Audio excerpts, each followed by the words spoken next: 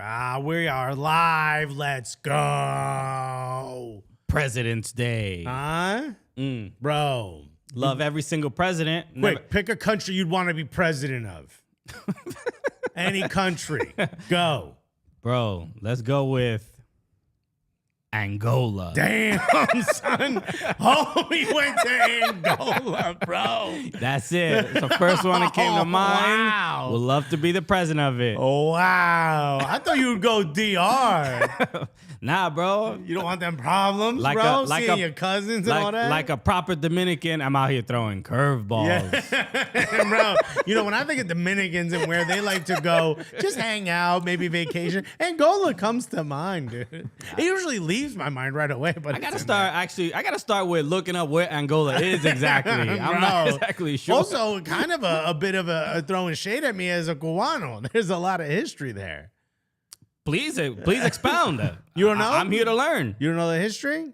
Of Cuba or Angola? Well, how Fidel Castro helped Angola because he thought it would piss off not just the Americans, but it would create like a he was just trying to piss off America, bro. I'm almost sure you have no idea what you're talking about. I know Fidel helped Angola. I know more than you. You picked Angola. You're the president. You don't even know. I'm being very clear that I don't know, but you are pretending to know. Look, dates may escape me, but I know the photos were black and white, if that helps at all. Mike? What do you know about this? 5th November 1975, Cuba sent combat troops in support of the communist-aligned People's Movement for the Liberation of Angola. Flat out. All right. So you're saying Fidel was a hero to? No. Well, yeah, to Angolans he is. Okay, all right. Unless they're anti-communist Angolans. All right. Alexis is saying Fidel Castro is a hero, and he's here. This show is clear to support everything Fidel has ever done. You know what? I'm glad that my message has finally gotten out 7 years later. Also, I want to start by apologizing to my mother, who probably is listening for the first time ever and is crying. And she's wondering, why is the president of Angola being so disrespectful to Alexis Guerrero? Okay, you know, all right. Why aren't people bowing given that I am president of Angola? It's just very I don't think you know what happens to the president of Angola. Okay, everybody. Look, there's a lot of chat. There's a lot of information in the chat. Dennis Higgins said Cuban mercenaries effed up all kinds of S in Angola. And Gavincho just said Che Guevara. Who, again, we boo on this show. Kirby D just said, clip that. Let's go. Justin Freeper said, producer Mike ruining the incorrect facts that I come to the Cooligans for. You know, it is a big part of our show to have incorrect facts. Right. I mean, there's no reason why we can't have both. You know what I mean? I mean, that's having correct facts negates incorrect facts. I mean, that's according, not according to Fox News. No, well, like again, they, like us, just forgoed correct facts. You know, they bring on, you know, the token liberal to, you know, look at the crazy thing he's saying. Meanwhile, there might be some truth to what they're saying. Just some dude in a tie-dye suit. You gonna take advice from someone dressed like that? Look at this. We told you this is what your kids are gonna do. Anyway, what's good, everybody? Ben Skolnick says producer Mike forgets that we're here for wrong answers only. It's kind of our thing, Mike. Doing too much with the facts. Yeah, you're gonna have to throw us a couple curves, bro. It can't just be him. I'll just start listing fake facts and won't tell you guys. By the way, we won't know. We won't know the difference. We will not know. Also, you don't even ask me what country I want to be president of, bro. I didn't expect that. Honestly, it's not really. I know that you will not be a good president of whatever country you say, so that's why I'm not going to ask that question. I would be a much better president than you. Wow. Much better. Who do you think's ready for the bribes? This guy. Which is that's clearly the sign of a good president. Bro, watch yo, my Angola will be much better than your Angola, bro. Angola versus Angola? Yo, this is what you came to this show. We're gonna have an Angolan civil war because they cannot decide who the leader should be. Bro, which side is more lush? That's the side I want. Is it north versus south? Is it east versus west? I think we know who's leading the Angolan insurrection, bro. Am I in the middle of Angola, like the Berlin Wall? You feel me? Wow. You tell me what part of Angola I'm taking over, bro. Also, shouts to the Angolan people who may be listening to this show, dude. Okay, what do the analytics say? Bro, Angola analytics. Are we huge in Angola? We should be. We're about to rip your country apart for the purpose of solving this puzzle. Okay, everybody. My name is Christian Polanco. Yes, my name is Alexis Guerreros. It's the Cooligans, buddy. We out here. It is President's Day. It is President's Day. That's right. For our non-American listeners, we have a lot of non-American listeners. Bow down, bro. To the president of Angola. On this, the American President's Day. It is a Presidents of Angola, thank you. a bank holiday, as you would say, in your country. But in America, it's a bang holiday.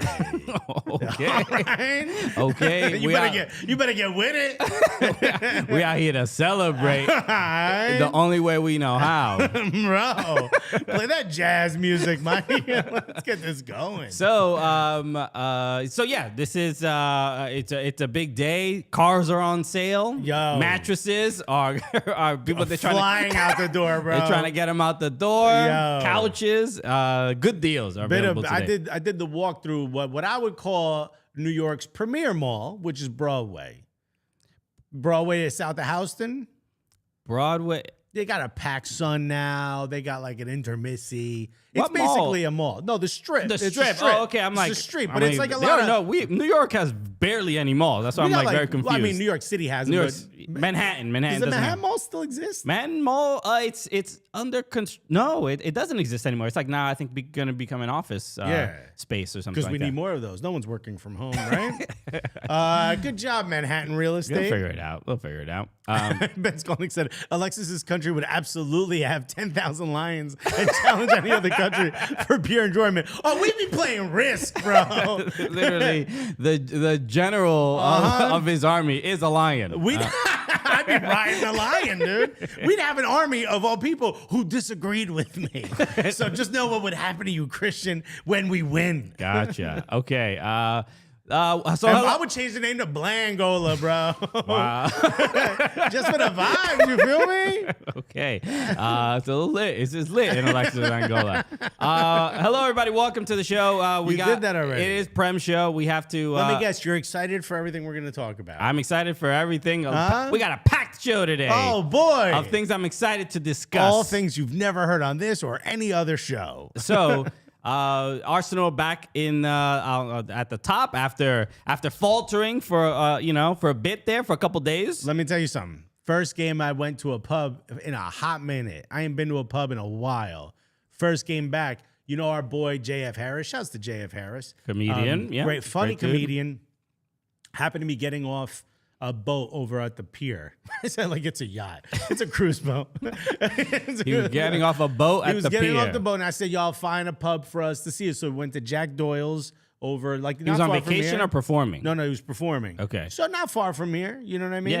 Yeah. Jack Doyle's. And I was like, yo, I'll meet you there. I believe they're open at 7:30. Boy, were they, okay? I wouldn't call it packed, but it was really good. Sure. Like probably if Everton were in a final, that level. The sun of is barely out. Yeah, Yeah. you understand. It was so funny too because I was in the car. I parked the car right across the street because who cares? There's no parking at that time, right? No meters. And like a couple tourists were walking by and they realized the bar was open. And she was English. She was like, "Oh my God, the pub is open this early." And she's like, "They're just like us." And then a bunch They of also people have drinking problems. And then a bunch of people with Arsenal jerseys walked past her, and she was like, in her head, she's like, Sure. Did we leave England, dude? Right, Are we right. still here? So, hang out. What a lucky charm I must be. When Okay. I go to a pub, you feel me? Arsenal win. And I even said to JF, I go, bro, we need like a late winner to like, you know what I mean? To turn this like little hump of a season, part of the season around. You know what I mean? I'm like, we can't like just wallop these dudes. We got to like make it a little bit, we got to like turn the corner.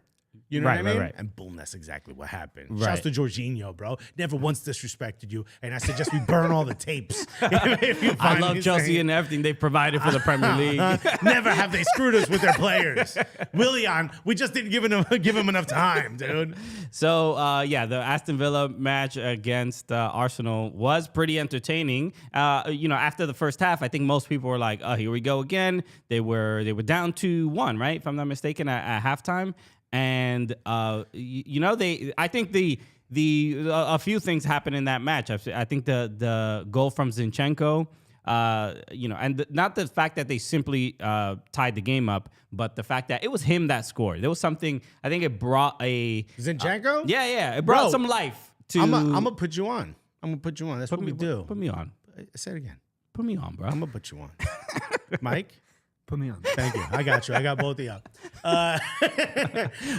For everybody listening, we are now sitting on Alexis's lap. Okay? Oh, I'm gonna put you on. Hey, yo, but let's get the put me on cam. Here's the thing about Zinchenko. I don't know if you remember the last match that they played Manchester City. Have you seen the clips of him getting kind of bullied a little bit after the game by some of the Manchester City players? When he was at Man City. No. When the last time Arsenal played Manchester City? And wait, this is not the first time Zinchenko has played against Manchester City? It must have been at this might have been the cup match. A cup match or something, yeah. They kind of put their arms around him and they were like pinching him and stuff, and he was like trying to get them off him, and they kind of bullied him a little bit. They kind of crowded him and hazed him a little bit. Mm-hmm. He hasn't been the same since then. Since that moment, he has looked completely off. A lot of it is being attributed to, and even from me, about Gabriel Jesus not being there, and it's sort of... Eddie Nketiah and Martinelli don't really link up well. Martinelli's kind of staying in the spaces that, Zinchenko should be running into when he goes central. There's a lot of crowding there, so it's not all that, but he hasn't been the same since that moment. He needed something, especially by way of a goal completely out of nowhere. First career Premier League goal. First career. Oh, I thought it was first Arsenal goal. Wait, what? First for Manchester, I believe. First for Manchester City and Arsenal. Whoa. That's insane. He's never scored in the Premier League? I don't believe so. Bro, wait a minute. Who's supposed to be putting who on? Don't be putting us on, dude. Now, Alexis, go sit on Mike's lap. I know. I'm so sorry, Mike. But you know the rules are the rules. And be respectful. I'm the president of Angola, dude. Yeah, 0 career goals for Manchester City. Wow. Jeez. Impressive. Yeah. And look, and you know what? It was a shame because you would have known if that was like the game winner, he would have celebrated a little bit more. But he scored, and it was like all business. He wasn't interested in... Nah, he punches in and punches out. That man brings a briefcase, not a toiletry bag. My man was wearing the Columbus Crew hard hat. I know. He shook a couple hands and finished the coffee, dude. Dude, let me tell you something. That man, I've never seen him look so like scared and childlike and nebbishy. Because usually he kind of, he's a little bit of a stiff upper lip kind of a guy. He's not tall, but he doesn't get pushed around. And ever since that moment, man, it felt like his confidence was shook. Bro, came right back. Thank you, Emi Martinez. Yeah, dude. And then that was probably the biggest. There were that, and I'll mention quickly Martinelli celebrating before he even got the goal in. That was like another, a little bit of I don't know. I think even Arsenal fans were like, "Hey, don't celebrate too much, bro." No, we were all like, "Just please get it in first." But you know what? I think what people are now talking about, and this is another, Cooligans exclusive. From the president of Angola. Have some respect. Okay, now that my intro music. Yeah. This is a new segment, I guess we have. What did he do? He celebrated by putting his arms out, right? Mm-hmm. Bro, it's the Redeemer. Jesus the Redeemer, dude. He's Brazilian. Jesus the Redeemer. Jesus the Redeemer got hit by lightning. Right? And then he did that and scored a goal that he needed, right? Because he's been playing pretty badly for the last few matches. I think it all fits together. I think you get exactly what I'm saying there. Okay. Bro, he wasn't celebrating. Is Jesus. No. Gabriel Marinelli. Martinelli is Jesus. Gabriel Marinelli put his arms out. He was being Jesus the Redeemer, Christ the Redeemer, the statue of Brazil. He was paying respect to his country. He wasn't celebrating. And dude, you should always pay respect to your country, bro. I have a photo of me at the Christ Redeemer. What does that have to do with Marinelli? I'm just saying because I wish I would have known that you would have said that because I would have pulled up the picture and then we would have had a great moment. So everybody, just imagine a picture of me next to the Christ the Redeemer statue. Regardless of Brazil. what age he was, just imagine a 12-year-old, a very thin 12-year-old, because that's what you look like up until about 3 years ago. Sure. Well, I actually TikTok just I'll post this somewhere else, but TikTok just released a teenage face filter to make you look like a teenager. And what does it, put a binky in your mouth? Bro. So you see your normal face and then so you can compare your teenage face and bro, there is really no difference. No. It's a slight, It looks like I'm wearing blush. That's what mine looks like. I bet you mine is wild. We got to do yours, and we'll post it. So everybody, follow us on TikTok to see that. Okay. So People are saying that Justin Verberg said I'm going to pull off my Yankee hat and reveal the tinfoil cap I'm wearing underneath. I'm just saying he was respecting Christ the Redeemer. Duck He wasn't celebrating, so we need to get off him. Duck in the chat just said, "How dare Christian bring his own life experiences into this conversation?" Hey, bro, it's about time, Duck. You realize? No, we need false facts, Yes. bro. Not actual truths about your life. Send me on a goose chase with information, bro. Emi Martinez, the goal from it was an own goal from Emi Martinez, but Jorginho, absolute crack of a shot. It hits the crossbar. Hits the back of his head. It hits the back of Emi Martinez's head. I believe it hit the post, not the crossbar. I think it hit the post. It went down, so it had to hit the crossbar. Not necessarily. So you're saying that there's a way that a ball can go directly downwards, hitting a post that's on the right side. You ain't got a Zapruder film. No, we just have the Premier League broadcast coverage. Okay, it hit the crossbar. It went down. Went down. It hit the back, but perfectly, as if he was heading it backwards into the goal, which is. Absolutely. I mean, that's the part that should embarrass you if you're Unai Emery, not that Emi Martinez ran up on that corner to try to score. I mean, Aston Villa, they whether you lose by 1 goal or 2 goals, it's not. It depends. It does depend, but where Aston Villa are, I could understand them wanting a point more than worrying about their goal differential. So, but I think overall, look, the goals from Aston Villa were beautiful. The goal from Ali Watkins and the goal from Coutinho were both absolutely spectacular. And I thought it was gonna really hurt the spirit of the Arsenal players. But more importantly, I thought it was just gonna continue to compound sort of the I don't want to say the non-elite run of form that Saliba has had. I don't want to say he's looked bad, but Gabriel Magalhaes just kind of had to cover for him a little bit. 1-on-1, you're supposed to be the Rolls Royce of a defender. You know what I mean? And you let this dude kind of juke you a little bit. But I think the issue, I mean, look, Ali Watkins is also very fast and very skilled. Also so very I'm not going to good. take anything away from him. No, that was a great goal. But you should be able to, and by the way, that shook him a little bit because if you notice, there was another opportunity Ali Watkins had, and Saliba was like, you ain't going nowhere, bro. Mm-hmm. You ain't got nothing. And Saliba locked it down after that. Right. So as far as I'm concerned, this was the shakeup needed across the board for everyone. It seems to me that the biggest difference and the poor run of form is obviously not having Thomas Partey. And who it seems but Jorginho was the player of the game for me. Well, but it does feel like that a good partner for Saliba is Partey. Do you know what I mean? Like Saliba seemed to be better. Yeah, seemed to be better with Partey there. And without him, then this is when you're seeing Arsenal just give up some goals. And then also, what was the possession? The possession in this game for Arsenal, I'm pulling it up right now, was they had like 67% of the ball.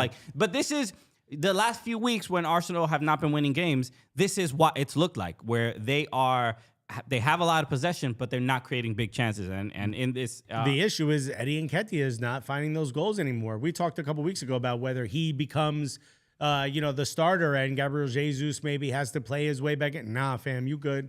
Yeah. As soon as you get a couple stretches in, my guy, you win the starting lineup. Gabriel Jesus, bro. But no. Maybe that's what Gabriel Marinelli was doing when he put his arms out. He was Jesus Christ the Redeemer, but he was saying, Gabriel Jesus, we need you. Damn, bro. All the dots connect. I didn't know you were out here spitting bars, dog. Bro.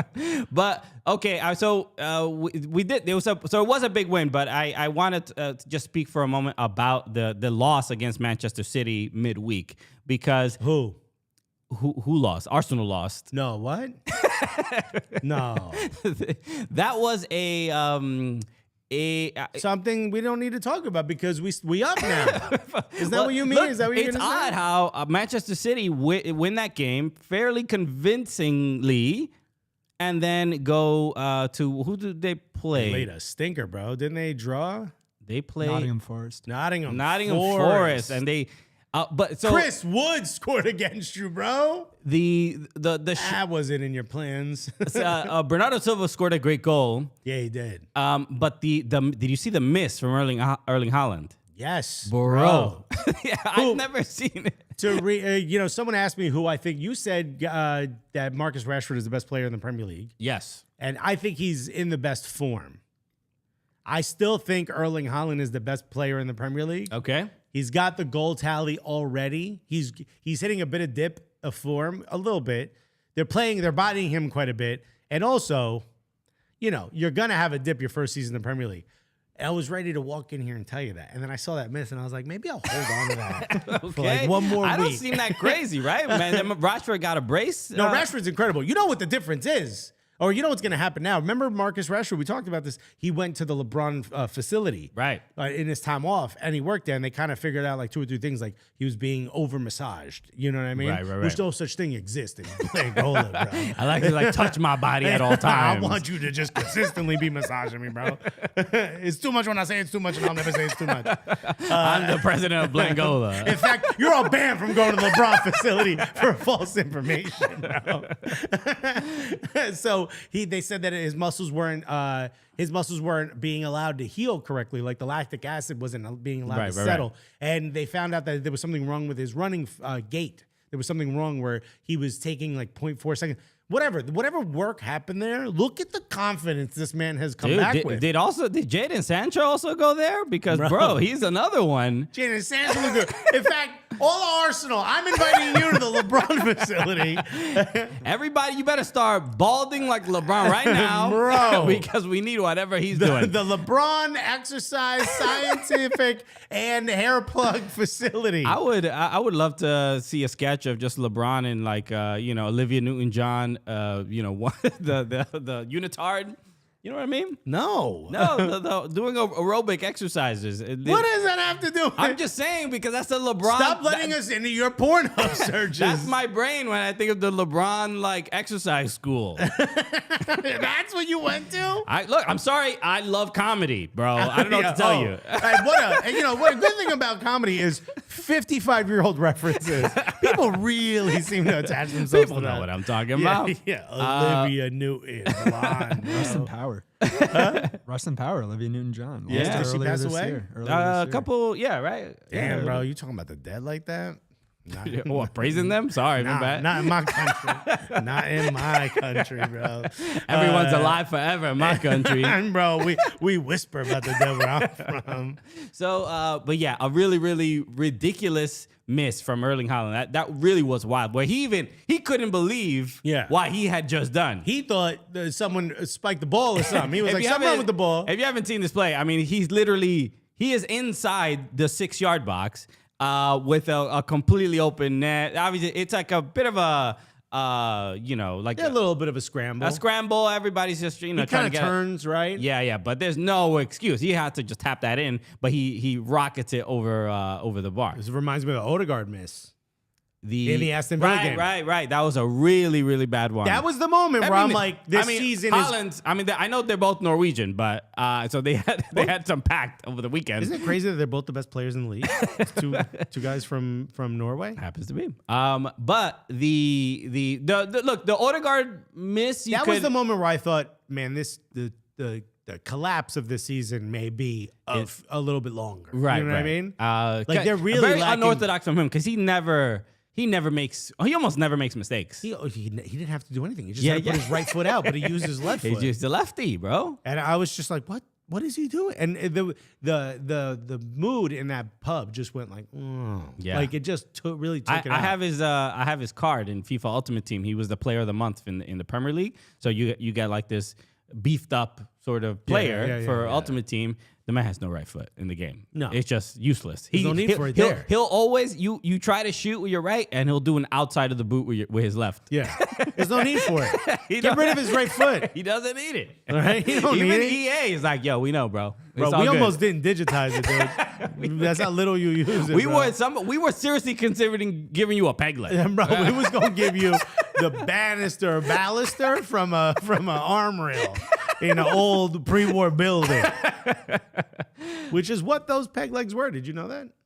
They were what? They Artillery? were pieces of ship, or they would sometimes get it from the arm rails, like those old. Oh, okay. Yeah. Things like that. Things like where that ballasts was whatever. All right. Well, Dude, more facts, we've bro. upgraded a little bit. President's Day, bro. All right. We're out here 3D printing legs now, dog. Dog. We updated, bro. No more need for termites to be a real issue. But no, so but a shock from, I think, for a lot of people, from Manchester City to they would have had they would have been tied again on points, right? But they would have been leading on goal differential. Nullifies their win, really. Without a doubt. But that also now means that it still looks like, because we're only 2 points ahead. If you're an Arsenal supporter like me, you say we. We're only 2 points ahead. We have a game in hand, but that game in hand is against them.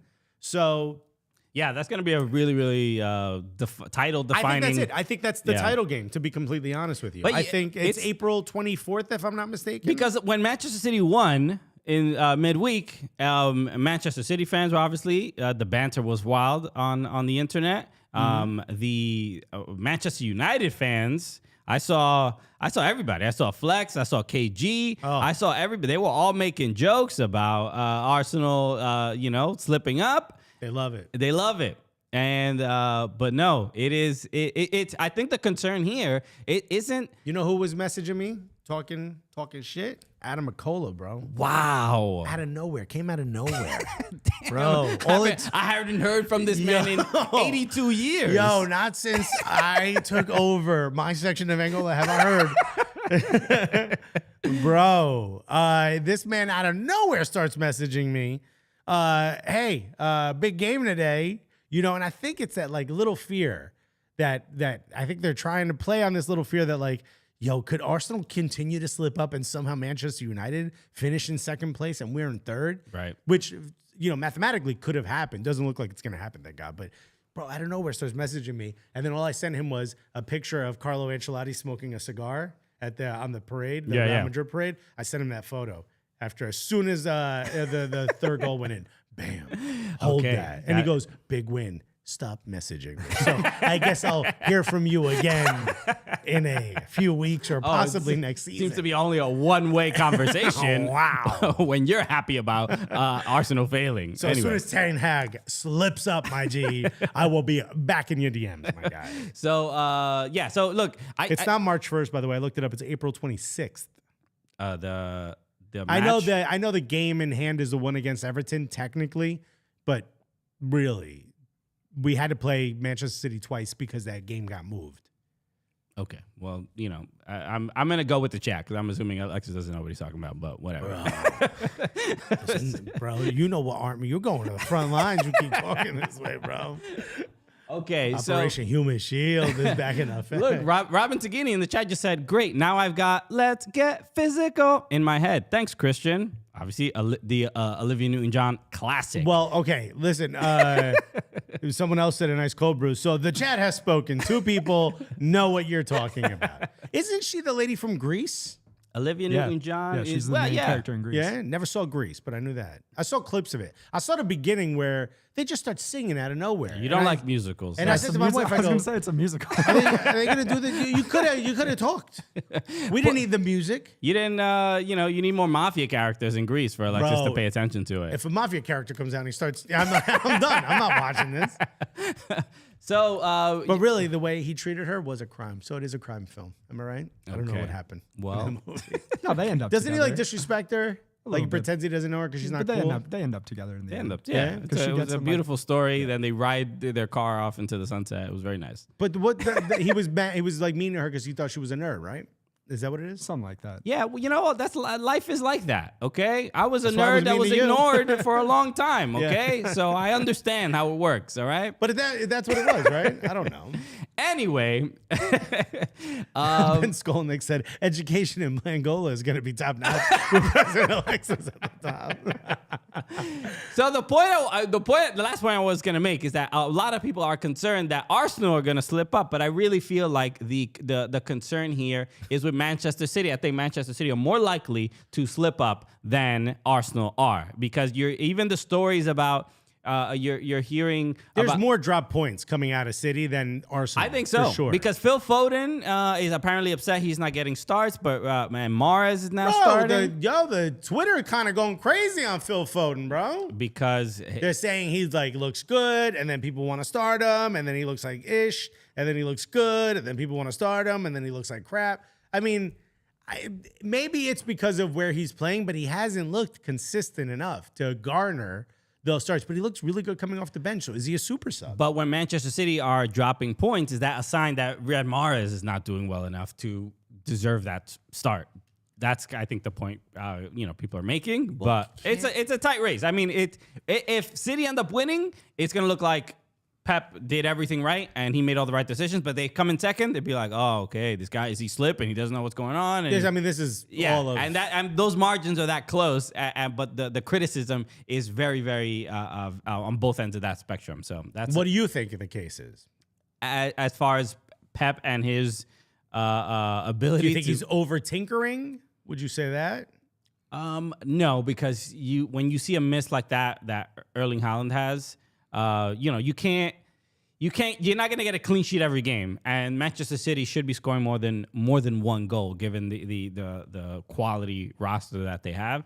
So no, I don't think this is a reflection on Pep. This is a reflection on Erling Haaland to make a terribly and painfully simple goal, and Manchester City will be leading in the Premier League right now, but they are currently not. Also, don't forget, Manchester City also is still in the FA Cup. They're still in the Champions League. They're going to be really stretched. So making those decisions is going to be real key for them. Not for us. Okay, so Alexis is bring on the lead.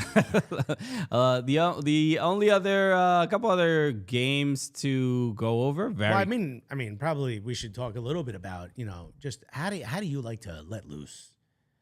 How do you like to unwind? I'll tell you how I do. Because how do you unwind in Blangola, Alexis? Let me know. I'll tell you exactly how you unwind. You just sit back, you kick back, and you go to a can of beautiful, refreshing, cold Coors Light. And how do you know it's cold, Christian?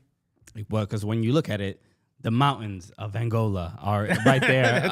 You think that's what it is? And not the Rocky Mountains that they talk a lot about on their commercials? I don't know. I'm just saying. It doesn't, it doesn't say on it doesn't say a letter or name or anything like that. It doesn't specify. It doesn't specify. So, let's just assume. Right. It's President's Day. It's our day. We can do whatever we want here. Okay. We are the president. So, no, But we're working on President's Day. But afterwards, when we're gonna let loose on these couches, bro. You know what I mean? I'm going to put y'all on. Oh, that's right. You know whose lap I'm sitting on. Bro, get on here and relax and hand me a cold Coors Light because it's time to kick back. It's time to relax, There's so much stuff going on, but when I want to chill, I grab the beer that's made to chill. That's the move. Coors Light is cold lagered, cold filtered, and cold packaged. It is literally made to chill. The little mountains turn blue to tell you, hey, buddy, why don't you relax a little bit and open this up? Dude, the can, as soon as you go, it whispers to you, hey, buddy. In fact, that's what this is. It's beer talk for, go ahead, buddy. You earn this. Okay. It's like a sonnet in your ear. Ooh, absolutely beautiful. What a concerto we're all listening to when we open this can. Mark your calendar for quality time with Coors Light, the beer that is made to chill. Get Coors Light delivered straight to your door with Drizzly or Instacart by going to CoorsLight.com/Cooligans. That's right. That's CoorsLight.com/Cooligans. Celebrate responsibly. Coors Brewing Company, Golden, Colorado. Let's go. Okay. Everton Football Club play against Leeds in a... Nice Cobra said, Bizreal is nice this time of year. For all of you listening for the first time, there's really no way to explain what happens on this show.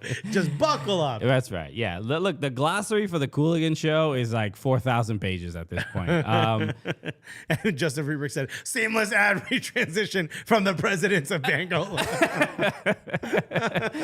Okay. Everton and Leeds play each other in a very, very important match. For who? For those of the you teams who do not want to get relegated. you bottom feeders, bro. Gem pop down there, bro.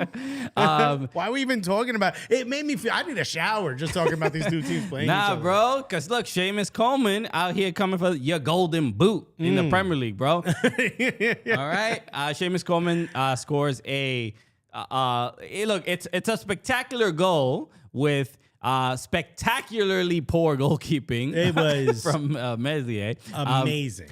And so it's a 1-0 victory for Everton, taking them out of the relegation zone and putting Leeds in there Firmly. They are 19th place with 19 points. I hear rumors. I saw Fabrizio Romano mention that there is a manager. I believe that I forgot the manager's name. Somebody from Spain. Looking at it here. Javi Garcia to replace Jesse Marsh at Leeds. Leeds, this game in particular, you know, it is at Goodison Park. I honestly thought Leeds were probably going to win this game. Everton still, Dominic Calvert-Lewin is injured, and is realistically is looking like the only forward that knows how to do the job of forwarding. Okay, there's no one else. You don't trust Mopai? I mean, nobody even looks competent enough to do it. I mean, it's not even. I'm not even attacking anybody. It's just like when you look at the way It's clearly ain't your gig. You're saying the way Sean Dyche wants them to play, meaning with like a target striker to just kind of hold up the ball. Who was the kid they brought up? Sims. Ellis or something? Ellis Sims, and he looked in the previous game, which was against Arsenal, I believe, right? He looked completely lost. He looked completely lost, and it's just and not lost in a way like he doesn't know how to do it. In a way that I don't think he realized how much of a step up.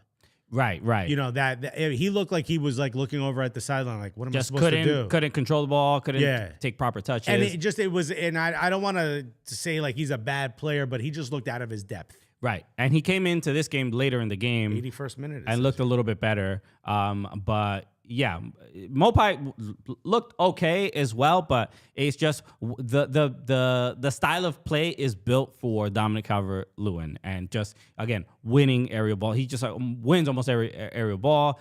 He's not back until early March, though. What are you gonna do until then? Lose, bro. Lose a lot of games, probably. You didn't lose this one though. This is a big win. No, it's a huge win. And look, there was a lot of heart in this one. I think even from Leeds, you saw Tyler Adams and Weston McKennie get into it. They look like they're going to have a fight with McNeil. Bro, they're not taking nothing. Right. Somebody said, yo, Tyler Adams is, you know where I'm from dogging right now, which is kind of nice. No, Tyler Adams has quickly adapted to the... McKennie says he loves it too. You heard McKennie's response, comment. He goes, oh, dude, people are coming in, sliding hard, very rough. You're getting in people's faces. This is what I wanted from the Premier League. Right. Bro, they got them dogs in them, bro. But they... Hey, you know what? Weston McKennie, the general of Blangola. How about that? Somebody in the chat, Duck in the chat just said it. Brendan Aronson is championship level. He's playing with Leeds U21 team today. Yeah, interesting. That's been rough. So Brendan Aronson, he's not championship level. I don't think he's championship level, but again, you mentioned something that I think is very important, which is his physicality. Yeah. Last week I was talking about it, and it happened again. How do you not remember? I just didn't know what you were specifically going to mention. It happened again against Everton. He's getting just bullied off the ball. Again, you see it enough in a Premier League match, and you're like, all right. Thumbs up. I mean, you're not doing deadlifts. You got to ask some questions. The truth is, this is a Premier, which it shouldn't be. Premier League should be beyond this, but this is a tactic. You're seeing it against Saka. Zinchenko who came out and said, I got to tell the officials, listen, he's getting kicked. We got to protect him. You know, bigger names get protected. Saka is getting treated at that same way. It's a common practice for a lot of teams to say, like, we don't have an answer. Let's beat this guy up a little bit. Yeah. And when it comes to Brendan Aronson, it's not even about not having an answer. It's like, well, we know this works. So just slap him around a little bit. Do that until it stops working. And but look, it's a hack-a-shack, bro. He didn't start the game, but the Leeds they're missing, I think, again, because Rodrigo's injured, and I keep mentioning this, like losing Rafinha, they just didn't replace them with any strong attacking options, and the guy Nanto. Yeah. Nyanto. Nyanto, he's just not good. I mean, it's just like He is, but he's an decisions- individual player. That's your biggest It's just problem like it with doesn't him. fit. Like this is the same thing I was like saying about like. But don't you realize though, when he gets the ball, something electric can happen. He's a San Maximan guy. He's same thing. Damari Gray, but Yeah. it's like they make kind of poor decisions. You're a here and big there. team guy. I'm a big team guy. Yo, we've been saying this for years, bro. I'm like, if it hurts the collective, Yeah, then yeah. to me it's not worth it. So and I'm like, go out there and shine, my G. you're a star, okay? Yeah, bro. This team will be Bro. nothing without you. Don't look at your teammates as coworkers. Look at them as being in your way.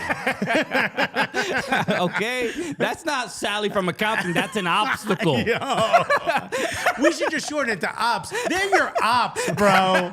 Now get out there and let me see you shine, my G.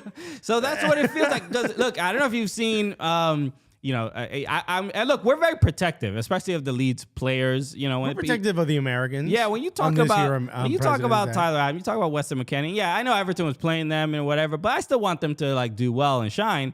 But then the target seems to be Jack Harrison. There's a lot of Leeds fans seem to be upset. I've seen some tweets being like, if Jack Harrison never wears a Leeds shirt again, I'll be happy and stuff like that. And I'm like, oh, bro, okay, no, things are going all right because Are you the only problem with aiming at Leeds MLS is not people? Jack Harrison No, at no, no. all. Okay? No, there's a lot more there. You got to give Bamford a little time to just settle in here. He's had a lot of time and not a lot. he's had a fair amount of time. He had bad injury. Bro, when he came back from injury, all of a sudden there's a Puerto Rican dude standing there telling him what to do. You know how difficult that is? So it's a look. I think there's a lot of demand, especially on Jack Harrison. Jack Harrison had like 2 free kicks that like went nowhere, and people were upset about it. Right. But I think that's probably the biggest concern for me at Leeds, that Jack Harrison is not scoring like he was last year or the last 2 years. You saw, I mean, when he got there, he scored the first goal for Leeds in 12 years since they had been in the Premier League. He was just, I think it was 16 years. tell me that, right? And he looked great, and he was like adapting really well with Bielsa and everything. Remember we talked about that if they stay up, they had the contract that they had to purchase him off that loan. I believe it was 10 million Yeah, I don't remember. or the 8 exact million, number, whatever but- it was. They had to purchase him, and we talked about like, oh, you could be kind of stuck with him if you don't want him. But as soon as they got in the Premier League, we're like, oh, this is a steal for this value. It was a great deal. Jamal in the chat just said, Jack Harrison is just run and inshallah. I love that. Alhamdulillah. All right, let's go. Wow, bro. He's like, you just go up there and you do some haram, my G. Harrison is average, bro. He played for the England national team. By the way. He hasn't, not the senior team. He's played for the U20, 21s or something like that. So he didn't play for the American team, dude. Look, I think Jack Harrison has taken a little bit of a step back. I don't really think it's like his fault. I think just the changes at Leeds have made him less, maybe less effective, or maybe he's not playing. Also, the system they're playing it's kind of him. It's left up to him to be like the creative midfielder and a bit of a forward. Yeah, so it's too much. They're not getting the goal production from the players that they were getting it from last year. So that's my, big concern for Leeds. I still think they'll stay up, and I still think they'll figure it out. Maybe a new manager will help settle things down, because Leeds don't really look terrible. They're just not getting the goals that they were getting. But like, look, Southampton, and even though Southampton won, right? We have to talk about Southampton beating Chelsea. They got the goal from James Ward-Prowse on the free kick, which he did the same exact thing to Everton a couple weeks prior. This is Southampton. I gotta correct you. You don't pronounce the H, because if you do is the T and the H, so you've already used the H. You're gonna be like Jamal, bro. What are you doing? No. It's not even about their dumb language that they don't pronounce half the stuff. Southampton. Yeah, you use the H already. If you go if not, you have to say Southampton, which doesn't make sense. I'm gonna go Southampton. You know what? Acceptable. I can't fucking President's Day. We'll just have fun with it, okay? But so that's another conversation with Chelsea. and we got a Chelsea fan here. Producer Mike is right. We've requested he leave when we talk about this, but he refuses to. But they are a team in it looks like some disarray. Then, bro, they can't really figure anything out. Bro, how did they break Graham Potter? What happened, bro? Remember how like he needs a teenage filter, bro. I got an idea, bro. Graham Potter gets sacked by Chelsea, becomes the England national team manager. Well, they currently have a manager. Yeah, but people want Southgate gone. And so what? You do poorly at a job, and you're like, all right, you're ready for England, buddy. Worked for Southgate. He got Middlesbrough relegated. But he's had a pretty good resume, and because of the England job. So go ahead, Graham, build up that resume, bro. Get to the top of LinkedIn. I don't think people have that much faith in bro. Potter He's a right good now. manager. It's Chelsea. Tom Bowley bought $380 million, and I think he's got 2 goals. Two goals were scored. I did see there was something about Mudryk. How about the that stat? guy's career, did bro? you see that stat? That he broke the record for what? Most non-interactions or something crazy? I don't know if it was like not completed passes. I believe it was 0 for 15 on something like no completed passes or dribbles or something. Or dribbles. Like that. It's like, bro, you're out here literally. We're talking about Jack Harrison. It's like this is poor play, poor form. I'm pulling it up to see if I can find it. It was a rough stat. When I saw the screen cap of it in WhatsApp, I was like, oh, they are cooking this dude. But it's just facts. Mudryk has lost possession 20 times within the 40 minutes he's featured after coming on as a sub. The most ever achieved by a second half substitute. A new Premier League record has been set. Yeah. Diablo. I think. Look, I think the transfer window strategy that I think it kind of highlights that having a lot of money, having a rich owner that's willing to spend on players is not necessarily the best way to find success in any particular league. You can bring in a lot of good players, but I think too much of a hurdle. I think it's Christian team guy Polanco over here. Right. Chemistry is really important, and the decision to not to say that Aubameyang deserved to be on the Champions League roster, but when as soon as you start being like, all right, you're not good enough to even you're not in a good enough form to even be playing on the Champions League, even though we did everything we could in the summer to bring you here. We're not going to have you on the Champions League roster. I think there's just he ain't good enough. Fine, but I just think there's such a poor morale at Chelsea that the players, they don't seem to be excited or happy to be playing for that club at the moment. This is what happens when your club is in disarray. And also, they don't even have a scouting department. They were just reading the paper and said, what's Arsenal doing? We'll go get them. Dude, João Felix is going to have their goal of the month because he's the only player who scored a goal this month. Right. And then, look, it didn't help that he also got that red card in his first game. Bro, he pieced out. He was like, I'm here for a vacay, bro. Chelsea should be able to figure it out because you look at the players on paper, it makes no sense that they can't make sense of it. It's just the players are too good. But whatever it is, they are being neutralized by other teams a little too easily. And then the injury... the injuries are stacking up a little bit. Well, to Azpilicueta, did you see he was kick unconscious to the face that he got?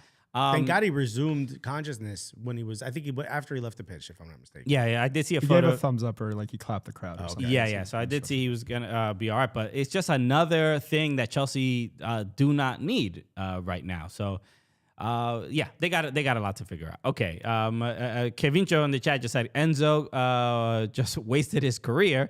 And look, Kevincho's very, focused on what Argentinian players are and at every single club. He cares about only Argentinian things, which is why he brought up a murderer Che Guevara. Don't forget I'm Cuban, bro, and I run this goddamn podcast, bro. But yeah. We're going to get emails, bro. Whatever. I mean, the movie was great. It made him look really good. Yeah. Wow, what a shock. Anyway.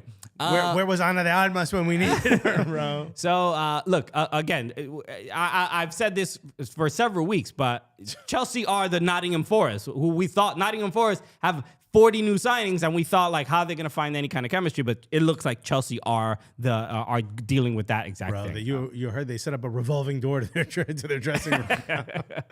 Okay. Do you think Chelsea? I mean, they're in 10th place. It's not like they're really like quote going anywhere. Although this is hilarious. The two players that turned down Arsenal, Mudryk, or I guess he didn't turn him down, but didn't come to Arsenal, Mudryk and Vlahovic, both in 10th place. Well, look, Mudryk clearly. Hold that.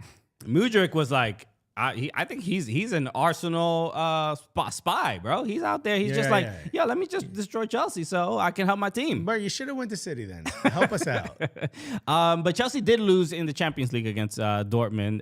If you didn't, that goal, if people didn't see that goal from Adeyemi, I believe. Incredible. Where he said he ate fufu. Right. He ran 4,000 miles per hour and then scored a great goal. But and then that was who was it? It was Nico Cantor that asked him about like how do you prepare? Or is there was it Nico Cantor? Yeah. Asked him what he did to prepare to like play so well, and he goes, he was like, is there a meal or something? He goes, fufu. And then, he goes, I think it's more genetics from my dad, but I eat fufu. Have you ever had fufu? I've never had fufu. The answer is you have. I have had. You have had it. You've had it a lot. Oh, okay. So like in the Dominican dish? Bro, Latinos eat it. What is it? It's mofongo, mango, the whole nine. It's the same thing? It's fufu, bro. The only problem is they use something. It looks different. I saw a photo of it. No, it is. Yeah. Hold on, but pounded like let's just guess pounded, bro. Let's just say pounded, dude. No, like they use something closer to like a cassava. Right. So it's like a very heavy. I mean, I've had actual like West African fufu, and bro, let me tell you something. You need like 6-ply toilet paper afterwards. That stays in you for a hot minute. It don't want to go anywhere. It holds on to your inner walls. Because I did see a lot of people replying to that clip. Nico Cantor's stomach is not prepared for this. And they were saying like, you do not eat that before a game. No. I can't imagine anyone would. I mean, first of all, it's such a heavy dish. Purposefully, like it's supposed to be like you could go work in a farm for a whole day after eating fufu. Okay. It's pretty heavy. The same way like mofongo and mango is heavy. You know what I mean? But we use fried plantains, so it's not as heavy. You know what I mean? It doesn't weigh you down as much. Okay, I'm gonna look it up because I mean some people. Hold on, did you see what the second thing said? What? Look, type fufu again. See what pops up. Fufu cubano. Fufu cubano. What I tell you, bro? We eat this food, fam. Okay, yeah. Green plantain mash. It's basically mofongo. But so in the chat, Jamal saying fufu is cassava, pounded yam. What did I tell you? Cassava. It is, bro, we all the same, bro. So, but why? See, Angola, nothing to be worried about, bro. You got very familiar dishes. Okay. But so I saw the tweets were also mentioning that obviously Adeyemi is Nigerian, but people, and he was saying, and he mentioned fufu, and then people were like, nah, the whole Ghana versus Ghana, they just like, Nigeria bro, thing, you can't claim. And I'm like, look, I don't want to get in between. Yeah. How about this? Give us both. Okay, I am just the innocent president of Angola. I have no, I don't know. As a royal dignitary, we should not get involved in foreign affairs. Okay, but secretly, I will accept cash gifts to choose. Pay me in fufu. Yeah. So there seems to be a huge debate, but we gotta try it somehow. We gotta compare. I don't know if one is better than the other, but should we order fufu, bro? Did you see people were saying Adeyemi needed more fufu because he tore his hamstring yesterday? Oh, that's right. I did see that. He in Bundesliga he did get hurt. He did score though. He did score. He scored a unbelievable goal. The back heel. That was great. Also we forgot to mention this. Speaking of, he played for Everton. I want to make sure we didn't forget. So I'm sorry. Rest in peace to Krishnatsu. Yes, absolute shame. Horrific. Obviously, what's going on in both Syria and in Turkey. A lot of people are doing a lot of collections. I've donated. I've shared a few. So if you get a chance, and you have the means to do it, please do. If you don't have the means to help, that's fine. Maybe share it on your social media platforms, and that can help get the word out. But it was an absolute shock to find out that, there was so many stories about him being safe and not. Like there were all these reports So to find out that he was indeed passed away, and there was a story of I believe he plays for Hatayspor. There's another player, yeah. But he scored the goal that got them out of the relegation zone the day before the earthquake. Wow. And he was his old manager came up to him and thanked him in the press conference. Had a big goal, like all the players were jumping on him and for scoring. And you just never know how quick it can turn. So rest in peace, Christian. So sorry to take the tone down, but I wanted to make sure we said it because I know we forgot. Or at least when we found out, I knew I wanted to remember to say that. I mean, it's awful to see what's going on in Turkey and Syria. So, Horrific. All right. Okay. But yeah, let's order fufu, and then we decide. Okay. There's a great jollof truck in Harlem. Not like Columbia University area. Okay. So Morningside Heights, I guess. And they're well known for their jollof. Maybe they sell fufu, and then we can go to Papaye in the Bronx, which is like the most famous Ghanaian restaurant in New York. All right. And maybe we can get it there. Jamal in the chat says, LOL, fufu is fufu. There's no different type of fufu. It's just a great sentence. Bro, Jamal, what are you talking about? You can't be English and the president of food, dude. Okay. So real quick, are you recording? Recording what? There? Yeah. All right, cool. Because the hard drive's not plugged in. I just noticed. Sorry. But yeah, we record the show, Alexis. Yeah. It's okay. All right, cool. Because you know what? I was about to hand down a presidential decree that someone was going to get fired, bro. This is why you're not responsible for these things. Carlos Ruiz says, Fufu Mukbang.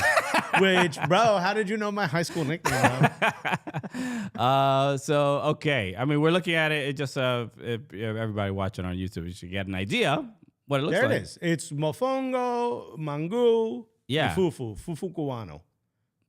Lovely. Ooh, fufu con onion mojo. Let's go, bro. Right. Okay. We can. Sorry, everybody Jamal. hungry. Cubano's done upgraded your meal, my G. Okay. I wanna move on to a bit of a debate, and we should have This isn't really a debate. Because I want everyone to buckle your seatbelt. The three of us are gonna agree with something we don't often agree with. There's so if you were in the U.S. and watching the CBS Sports Champions League coverage, What a great job they do. yes, and there was a I don't remember the guy's name that is making this this point. But essentially, the conversation is now. Is this Andres Cordero? No, I don't think so. Who's Cuban? Did you know that? Yeah, but Cordero is the announcer, right? Yeah. This is not him. He's like the analyst, but it doesn't matter. The point is, there's a growing conversation, growing debate about the fact that the Premier League is essentially making so much money, and now other leagues can't really compete. And there's this isn't. Okay, but go ahead. I don't. But this is the. I'm just laying out the framework. I feel like you're framing it incorrectly though. People are complaining that the Premier League is doing too well, and now they're trying to gang up and change it. I don't. Okay. I mean, I think it's just simply semantics. The reality is the other leagues are like, y'all got a lot of money. I want some of that money too. That's it. No, they're like, how do we take them down? What if we join forces? That's what they're trying to do. So Super League, other stuff. But again, we know the attempt at the Super League, the fact that the other leagues see what that the Premier League got this incredible television deal. They have so much money coming in, and now, when you look at the transfer window, especially this January transfer window, you saw how much the Premier League spent versus the other leagues, and it really wasn't a comparison. But how much of that was just Taboli just balling? But it is what it is. The other clubs in the other leagues can't really compete with that because they don't have that kind of money. But okay, hold on, let's play this. So this is yes, okay. So this was I'm already getting angry. This was a conversation on CBS. And they were talking about it. So here goes. A bit. I know that a lot of people will argue against that, but in any case, it's the feeling abroad that something has to be done, not to stop the Premier League. Well done on them having investors and selling the product better than anybody. No problem with that. It's just that how can all we get close to that?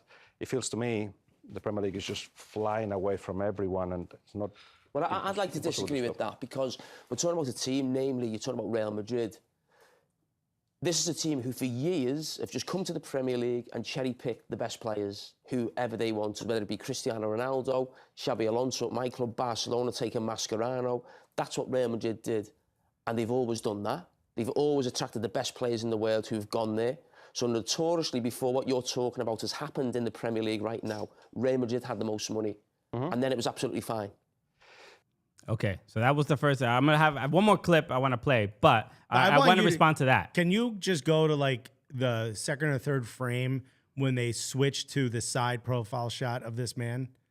Pretty early. Go earlier. Where you started the clip. I started it right here at 1:33. All right, so go to like a few seconds after that.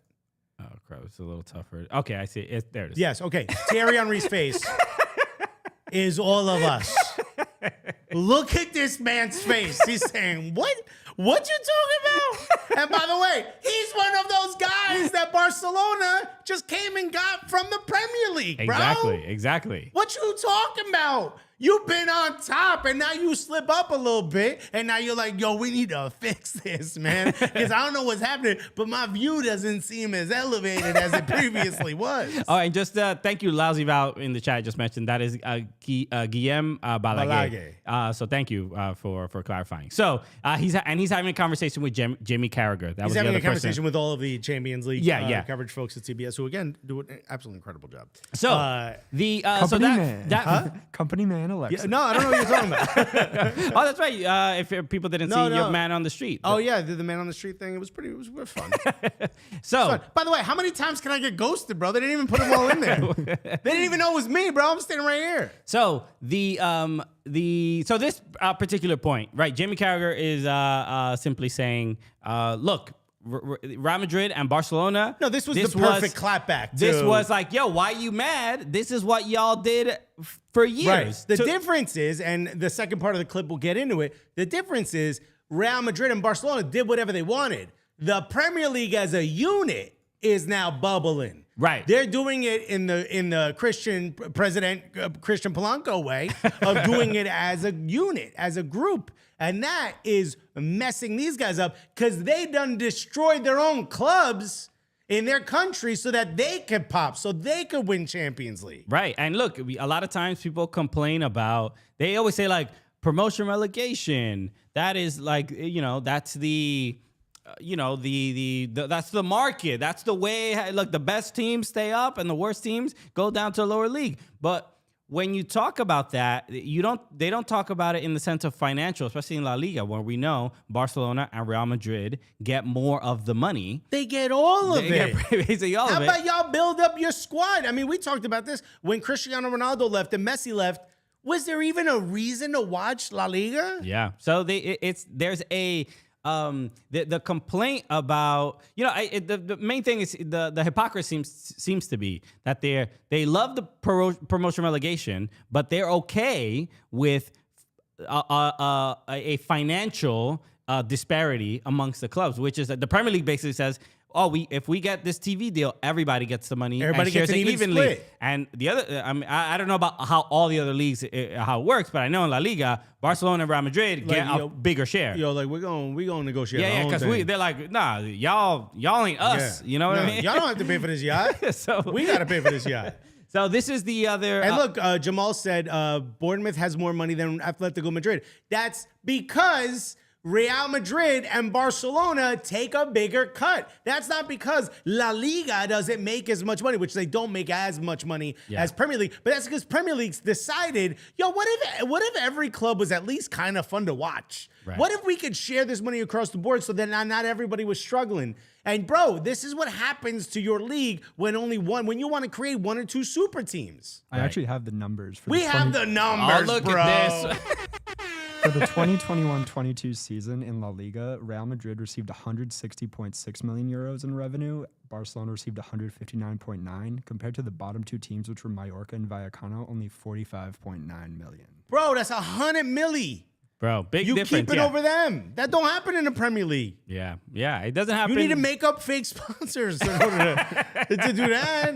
Okay, look, if you want to listen to the other president of Angola, feel free. Bro, just email info@blangola.gov. So here goes. Okay, so this is this is like another 20 seconds, but this is another piece of that conversation that I wanted to play.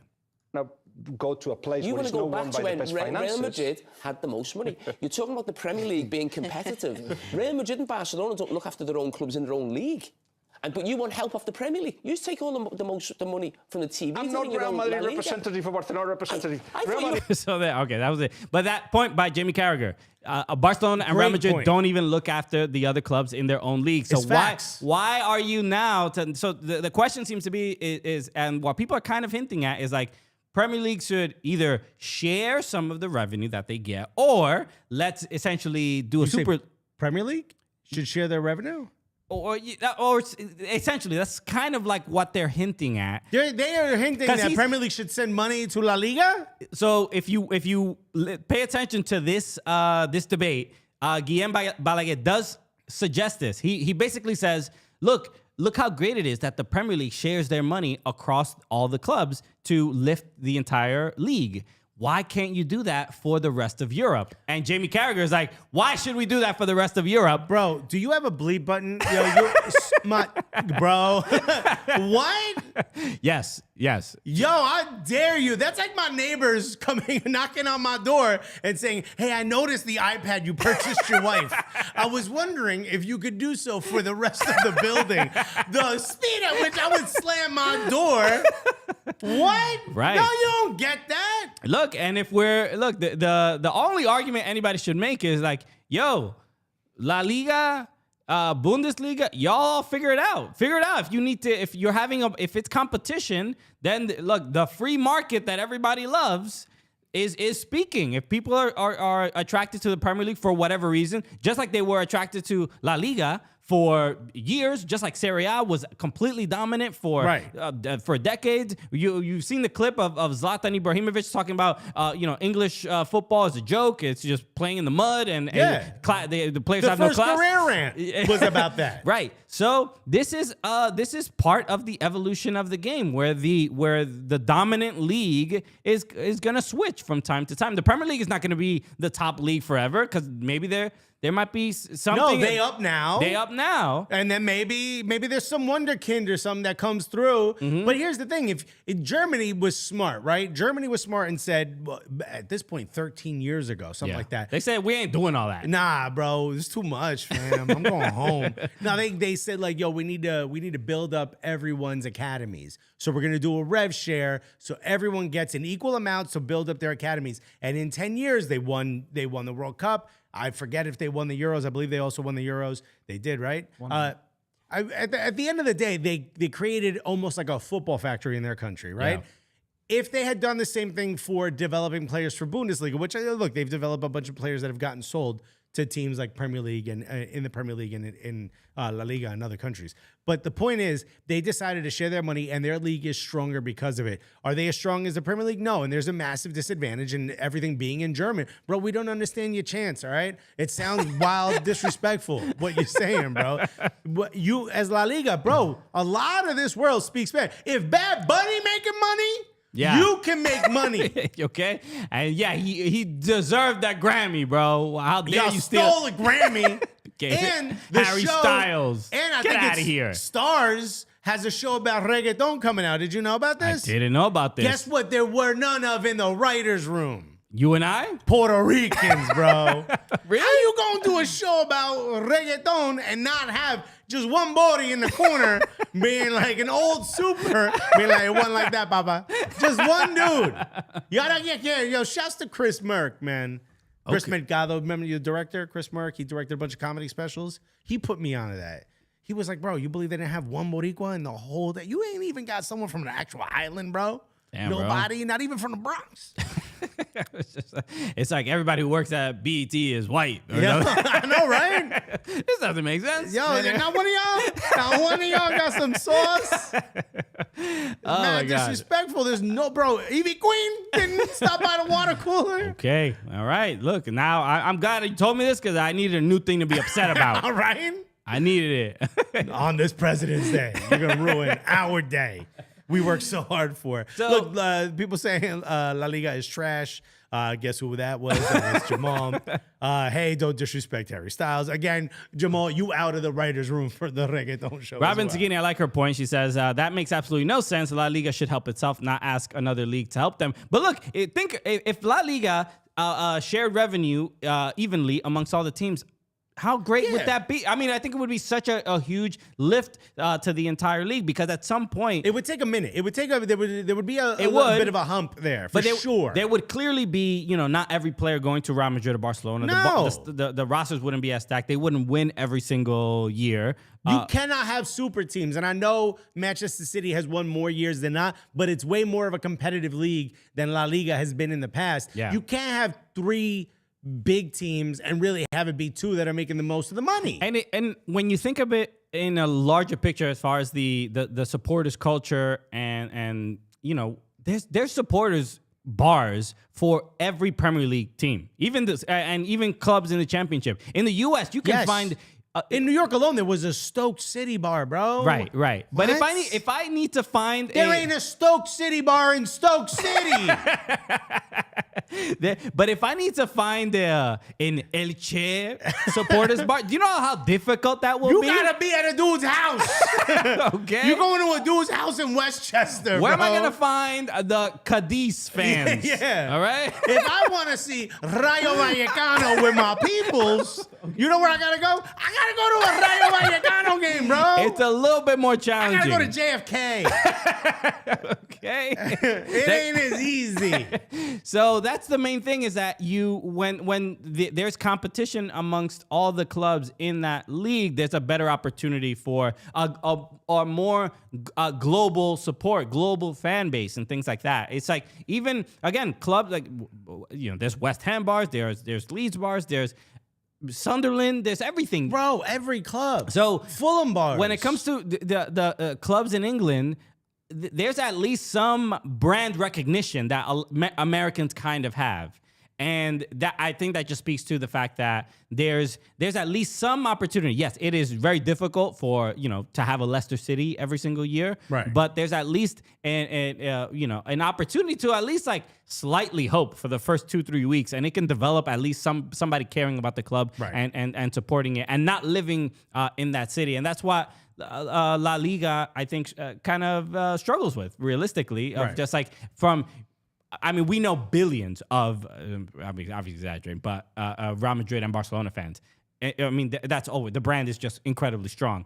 But there should be a little bit more of that. There should be more of that support for other clubs in La Liga, and that's just, it's a shame that it isn't. But I do think if they did share revenue, I think that's a stronger possibility. But you also see it, man. You ain't getting that guap for the TV rights. You ain't getting a big old bag like Premier League got. You know what I'm saying? People aren't interested. I mean, people are naming teams: Deportivo, Celta de Vigo. What was the other one that I saw? Gran Canaria, Las Palmas. But so look, All these people aren't really chatting about these clubs. There's more conversation about Burnley, Right. in the Championship than there is about Celta de Vigo. So, but Kevin just said also the English speaking.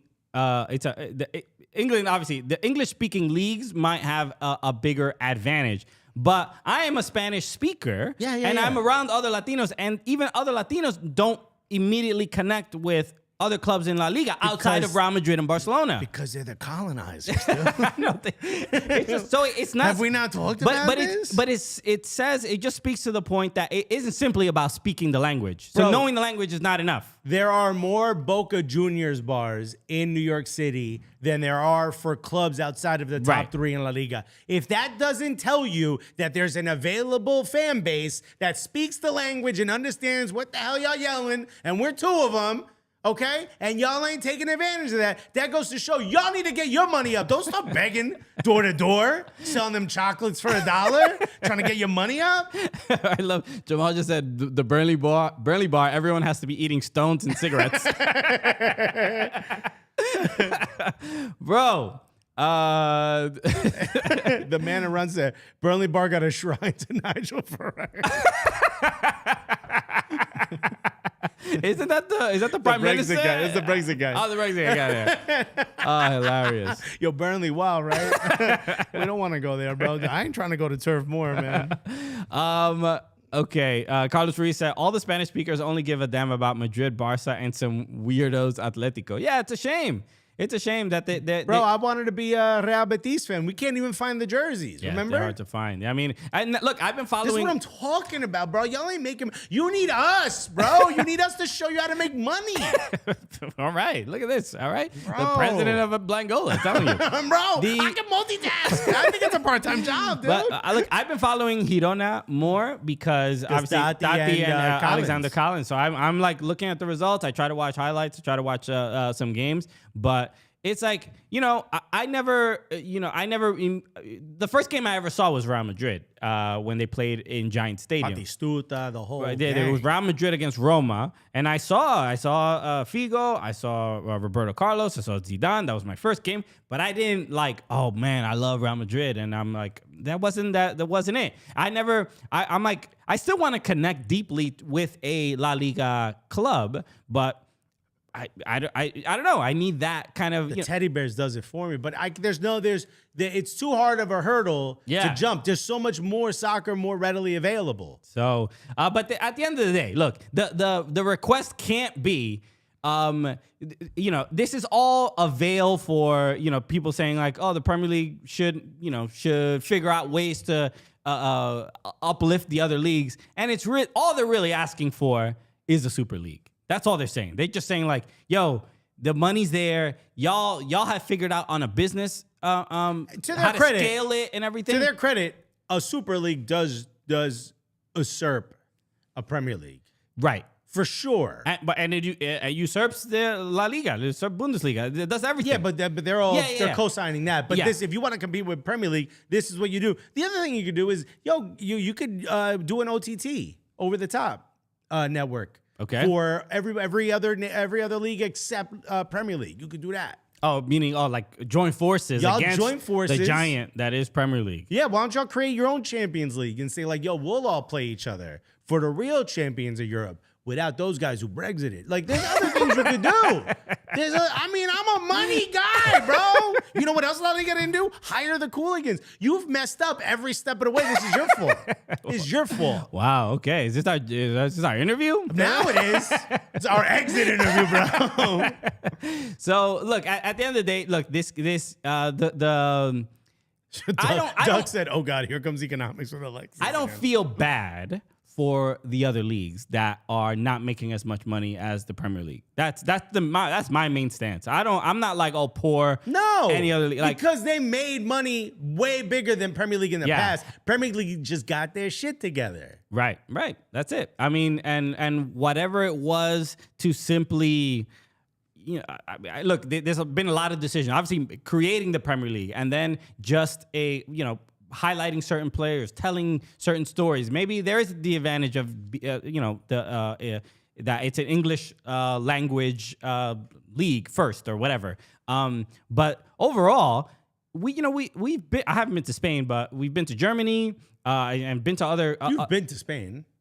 I've never been to Spain. No, I thought you have. I've been to Italy, but I've never been to Spain. It's not the same country. I know. I'm just saying. I've been to that other part. Italy. I'm just saying, but I've been to Spain twice. Beautiful country. But I've seen football in other countries. Can't believe you guys took over all of our lands though, after meeting a bunch but we've seen football in other countries, and the one thing I appreciate is the unique identity that every country has to kind of to showcase the game. The game is the same all over the world, but everybody has to figure out their own. Everyone gets a little spin on it. Yeah, to make it unique and make sure that every seat is filled at every game. So you're really making it an important part of the culture of that particular city and that country. So it's like they want to succeed in their own countries, and then as soon as you are saying like, all right, now Champions League and now you're talking about the other leagues. Now it's like, now you want money from the rest of the world to be interested in your league. And then that's where the competition is. The eyeballs that you get. You can't have your hand out asking for it. Right. You got to do the work. Yeah. You can't. Especially when you allowed two max 2.5 teams in your country to take over and handle most of it and take most of the shine. What happens is you lose your golden goose, you lose your Messi, you lose your Ronaldo. Now what? And guess what? When they get Mbappe in a year or two and they start making all this money, they're not all of a sudden going to be wanting to share with anybody anymore. But you want people to share with you? Right. Get out of here. I'm also curious, what is La Liga? Because I just looked it up. La Liga had a $1.4 billion deal with ESPN just for TV rights in America. Like, what are they doing with that money? They're giving it to Real Madrid and Barcelona. That's the issue. Yeah. I mean, it's not that they're not making no money, but look at the Premier League deal was $6 billion. Yeah. So just here. That's from. And that wasn't even the biggest offer. I think they ended up just taking the NBC offer, but I heard there was a larger offer on the table. Okay. How much larger? When are we going to get some of this money, bro? So it's a, there's obviously a ton of money in the Premier League, but it's on, the other leagues, the other top 5 leagues in Europe to figure it out. I mean, there's nobody's gonna feel sympathy, for any of them. Cut the corruption. Start looking at your books, figuring out how to share your money, and build up some of these squads that are on the lower half of the table, and so that things look better when people are watching. If a random fan, JF Harris, who we talked about at the beginning of the show, wasn't a soccer fan until the World Cup, now wants to be an Arsenal fan, just started watching All or Nothing, became a massive fan, and first thing he said was, "I'm gonna be in New York. I think I can get off the boat early enough. I want to come see the game with you." This is someone who's becoming a fan. If the first game that man saw was Cadiz versus Elche, that dude's gonna be like, nah, maybe the World Cup. Maybe I'm just an every 4-year kind of a guy, Look, who knows? I mean, it's not to say, and I like saying those team names because they're fun to say. But but you get what I'm saying. But I do, yeah. It ain't the same level. Right. Okay. All right. Anything else before we? Nice go, Bruce. La Liga needs TAM ASAP. Before somebody, I don't know. Oh, wait, I don't even know what I just did. Whoa, dude. This was like, you just made a YouTube edit. No, I don't know if you wanted to react to this because we didn't talk about it before, but this is simply, somebody tagged us in it, Sunny SoCal Rob, who I don't know if they're in the chat right now, but basically there is a thread. Whatever happened to the SOCL? Oh, well, yeah, Andrew. Drew, yeah. Yeah, I don't know. I assume he's still in Manchester doing his thing.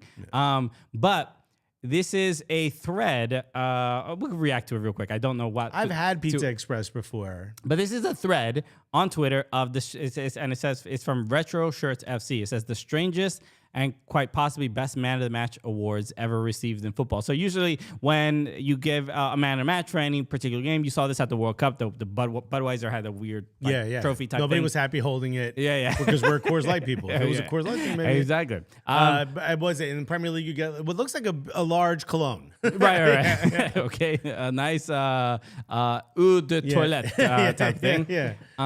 But so this is, we have it on the screen, so people listening may not know exactly what we're referring to. I can explain it to you if you want. But so Connor Salmon, and it says a Pizza Express pizza. So he was awarded man of the match. You can see he's like filthy. His head has dirt on it. Covered in dirt. Covered in dirt. And he's opening a pizza. He also doesn't look upset or happy that he's getting a pizza. But he was awarded a pizza. Do you want to click on that pizza and zoom in? Because what you're going to see is sort of like a darkened line around the edges, which we've talked about this many times. You see on the edges? Yes. Do you know what that means? I have no idea what it means. That means this pizza has been rolled out or sheeted. It's been run through a sheeter. I've heard you say that before, yes. So the reason that is because when you compress it that way, it creates that defined edge. Not terrible. You could see in the part where it's curled up, like this will have that crispy cracker crust. Not too dissimilar to a Staten Island style pizza. The difference is the dough is much better on a Staten Island style pizza, and they do this by hand. Sauce and cheese to the edges. I love this. The sauce is cooked. This was a cooked sauce. DraftKings is in the chat. Hey, come on, DraftKings. Let's go. Shout out Cooligans. Let's go, DraftKings. All Bro, right. we're doing a little pizza breakdown. Buckle up. So if you look, you can see the sauce. First of all, this gets cooked for a very long time because this sauce is heavily reduced. Either that or it's a very watery sauce. Also, just to reiterate, this is one of the worst looking pizzas I've ever seen in my life. This isn't great. And the reason I'm going to say it's not great is it looks like there's like halal meat on top. It's bacon? It looks like bacon. Bacon. Look at the stripes are going the wrong way. This could be turkey bacon. This looks like, when you see. But it's full strips. Right. It looks like when you see a tire that exploded on the highway. You know what I mean? Like this is that's what the bacon looks like. It looks P. Morton said this is bacon and real mozzarella. Look, real mozzarella. Hilarious. What's wrong with me? Here's the thing. This isn't fresh mozzarella. Fresh mozzarella melts when attached to heat or put in heat. This is not melted. This looks like some type of goat cheese that has been scooped on post bake. There's some mozzarella maybe on here. I can't tell. There is mozzarella. You can kind of see it in between the spaces. The bacon though this isn't bacon. This is the meat that's cut from the trompo. Okay, like when you go to a halal place. No, this is bacon. No, that isn't bacon though. That looks like bacon. This is insane. The stripes are going the wrong way. What's the right way that the stripes are going? See that piece up top by the circle? The stripes should be going laterally, not across. You can't cut bacon that way. It's not built that way. Okay. That's so confusing. How do y'all ruin bacon, bro? Jamal says this pizza was made in Burnley. Yeah. This pizza feels like it doesn't like Christian and I. It only doesn't like me after they found out my name. Do you get what I'm saying? Incredible. But DraftKings called this the McTominay of pizzas. Bro, it really is because it's confusing. Man. It probably tastes better in its own nation. I think we need a DraftKings prop bet on how this pizza tastes. Bro. Wow. Parlay this pizza to a bathroom visit. That's why he looks like this. This man is miserable. This is the pizza I would be expected to be given if I failed at something. Okay. Z the Mushmouth said, thank you for the super chat, by the way. Said, Buffalo pizza is better than any slice in New York City surrounding area. Hilarious. Hilarious. Well, you like fluffy, cushiony pizza? Bro, how about this? How about you brush your teeth a couple times? You can actually chew through a regular slice. Buffalo pizza. Okay. We'll go very quickly through some of the other ones. The Burger King crown, that was one of the Man of Match awards. They literally, plastic. That's a River Plate. That is River Plate. Yeah, that's right. Franco Armani. And then Stephen Glass got a mountain bike with a Coca-Cola sign as a back wheel. Pretty dope. This is a great one, too. This is my favorite. This is crazy. This is Lumfo Kekana. Got 5 gigabytes of mobile phone data. He got a giant. Could use to call his agent and get him out of this league, bro. Bro, 5 gigabytes. Bro, you need to go, my guy. I don't know what year this was awarded, but at some point this was a big deal to get 5 gigabytes. This is for like free? being handed an AOL CD, bro. You need to use that data to get him out that league, bro. I don't know what team he plays for, but this is Sundowns in South Africa, I think. Oh wow! Sundowns is South Africa. Is this the Sundowns? I believe so. Yeah. This is one of the big teams in South This Africa. is hilarious. Bro. I mean, there's almost no era where they couldn't come up with a better reward because 5 gigabytes. My 5 gigabytes 15 years ago, it's probably lasting you like a month and a half. Bro, it's pretty good. A lot of digitized, adult films. Okay. This is Zimbabwe Premier League Soccer League. He just got 24 beers. Okay, you partying now. You know what sucks about this? You go back to the locker room and now you gotta share this now. Hilarious. Gornik Zabrze, I don't know how to say his name, but it says the reward for man of the match was a live chicken in a metal crate. Let's go, dude. Bro, now we partying. Is it a pet? Is it a meal? You decide. Yeah. Let your kids figure it out. Okay. Do they fall in love with the animal? You know what? You might keep it for a couple more months. You know what tastes better than your friendship? Wings. Okay. This next one is the Super League of Malawi. Another a live chicken in a cardboard box. In a cardboard box. So they've made the decision for you, not a pet. I hope they poked holes at the very least. Be kinder to those chickens. Okay. The Sudan Premier League. A jug of oil. This is car oil, by the way. Like motor oil. Bro.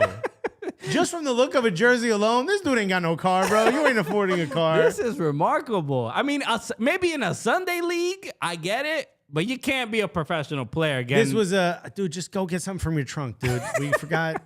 We forgot to. They forgot the gift. We forgot the gift, bro. I got an umbrella and a jug of oil. Give me the jug of oil. Next dude. one is gonna be a can of gasoline that we siphoned from a bus nearby. And unfortunately, it was your car, so we're just giving you back your gas, dude. I'm gonna steal his catalytic converter. and give it back to him. Oh my God! This next one, George Malueka got 2,000 South African rand, so like a gift card. Yeah, he got a big old gift card. Got a big old gift card with 2,000 rand. But you better hide that number. All right. Don't want nobody stealing it. Zach Williams got.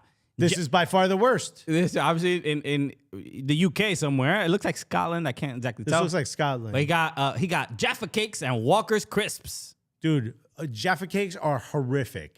Chocolate and orange do not go together, bro. Right. We've talked about Jaffa cakes a little bit. This man was on 5 Pound Munch. That was his celebration. Bro, the Ghana Premier League Dreams FC, their man of the match was awarded a pair of Adidas slides. Yeah, in Europe they call them sliders. Okay. Makes no sense. But they could do a little bit better. Even I would take a card from the coach. That'd be real nice. Not bad. Give me the shirt the coach got on, bro. That looked funky. Carlisle United man of the match was awarded a curry. He just got a concession stand food. This is incredible. Somebody said a chopped cheese would be a great man of the match award.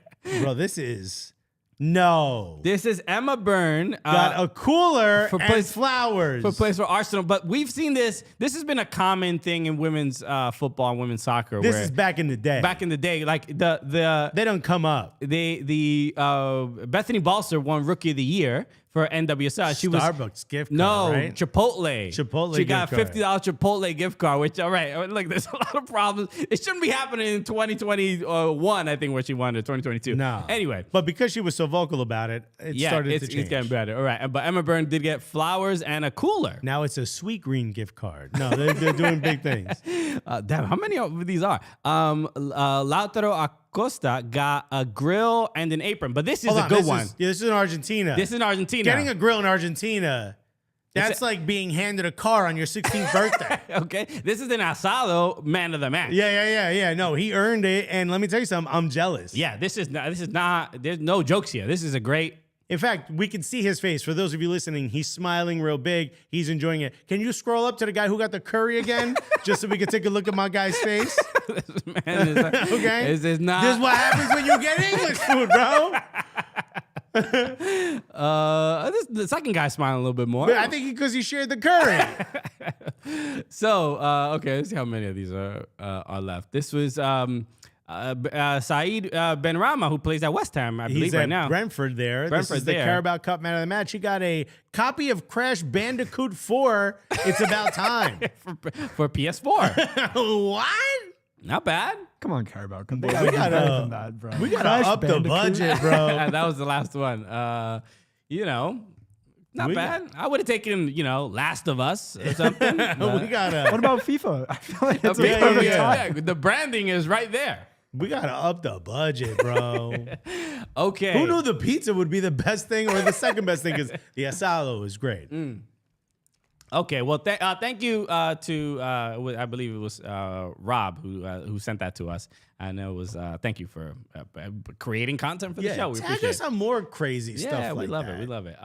Y'all the absolute best. Anything else before we wrap up? We'll obviously be back tomorrow to do a couple things. Obviously, all the MLS kits have dropped. We could react to some of those. MLS on Apple TV has already started. Pretty good. Yeah, it looks. I mean, the quality is incredible. It's crazy. Yeah, just watching an MLS game in like 4K. Yeah. It feels weird. I'm like, I ain't used to. Here's how I found out. That's how I found out. I didn't have a 4K TV. I got one of them UHD TV. That Oh, yeah. It doesn't do the 2180, whatever it is. It does like the the 1650 Yeah, or something. It's like it like digitizes the higher quality. yeah, Like that, it goes halfway to 4K. It's yeah. 3K. I got 3K TV, bro. My man caught out here in 3K, dog. Damn, son. I thought I was in, but nah, I'm in line at the club, bro. So a lot to go over tomorrow, especially with MLS starting up this weekend. All right. Y'all the absolute best. Make sure you follow us everywhere at Soccer Cooligans on Instagram, Twitter, Shouts to what TikTok. DraftKings said. Hey, keep an eye on the DK YouTube for more Cooligans content. There we go. We love DraftKings. Come back tomorrow. Yeah, bro. DraftKings, you know what? Thank you for betting on us. Okay. Beautiful. Okay. Bro. So If you were here, DraftKings, we'd hand you a curry. okay, it's the least we could do. Y'all the absolute best. We'll see you tomorrow. Have a good President's Day or whatever. Do you know? Today's president. Maybe I'll go get a 4K TV. Aren't they? It's good. It's a good time. And shout out to Mike Malley, our producer, crushing it once again. Thank you. All right. Absolutely deserved it. All right. We will see you tomorrow, everybody. Peace.